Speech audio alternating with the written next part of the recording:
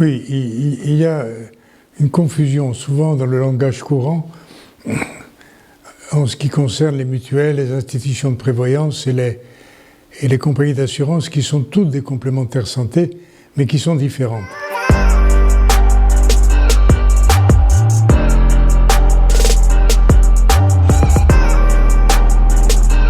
Les mutuelles sont des unions de personnes qui s'assurent réciproquement. Elles n'ont pas de but lucratif. Elles sont gérées librement et à égalité de pouvoir dans leurs assemblées générales par les adhérents. Elles sont présentes très majoritairement et très fortement dans la fonction publique, et notamment dans la fonction publique d'État. Les institutions de prévoyance ne rassemblent pas des personnes. Elles rassemblent des entreprises qui y adhèrent et les salariés des entreprises représentés par leurs syndicats. Elles sont donc gérées paritairement par les chefs d'entreprise et par les syndicats.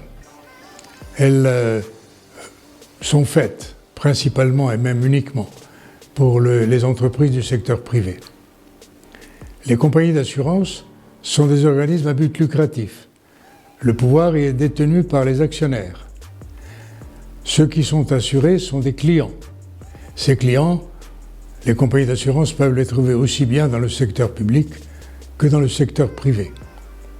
Il est très clair que les mutuelles sont différentes par leur objectif et par leur manière d'être.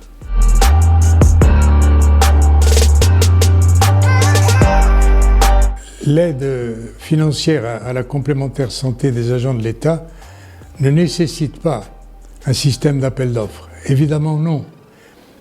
La solution consiste à faire en sorte que cette aide soit donnée aux agents. Disposant individuellement et personnellement de cette aide, ils peuvent choisir la complémentaire santé qui leur convient. Mutuelle, institution de prévoyance ou compagnie d'assurance.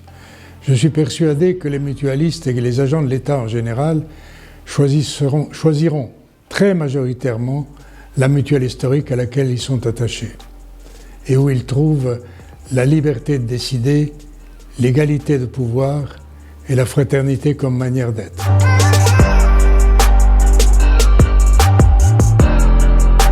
L'ordonnance du 17 février prévoit très heureusement une augmentation significative de l'aide à la complémentaire santé.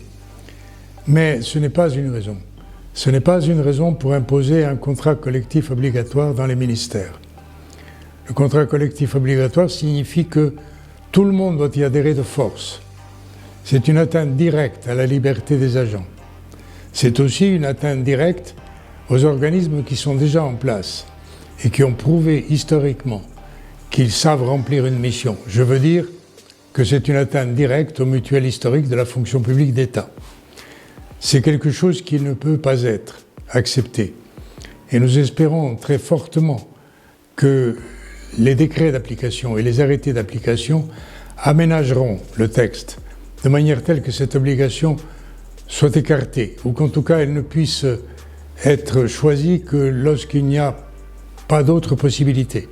Ce qui n'est pas le cas dans les ministères de la fonction publique d'État, où les mutuelles, je le répète, sont fortement présentes et remplissent leur mission à la perfection, tout simplement parce que ce sont des organismes créés et gérés par les agents eux-mêmes.